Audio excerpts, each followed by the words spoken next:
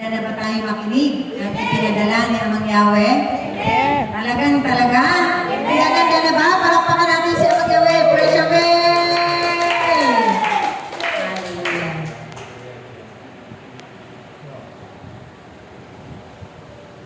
Amen.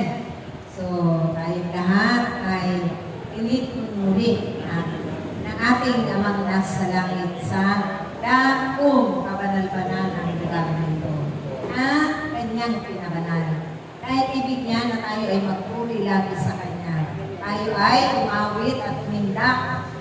Ito ang isang pagbabayad puri natin sa ating mga biyaya na nakakaktan na nagmumula sa ating Amang makapangyarihan ng isang lugar. Kaya lagi natin ilaan ang ating oras at panahon, ang ating mga bulsa, ang ating mga pagkakaloob sa Kanya. Ito man ay ibinabalik natin ang pasasalamat sa ating Amang sa langit. Amen?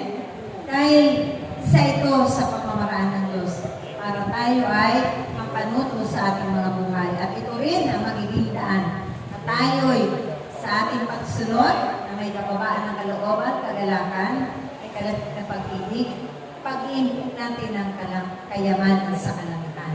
Dahil ito ang ating pasaporte para marating natin ang buhay na walang hanggan. Amen?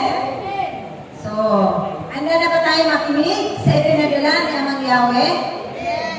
Maghahayag tungkol sa paghahari ng Diyos sa ating panahon at sa nababagong panahon.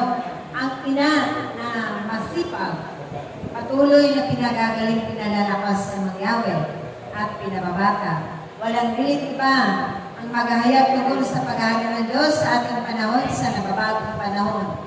Inang Hermie. Lakas sa palakpak.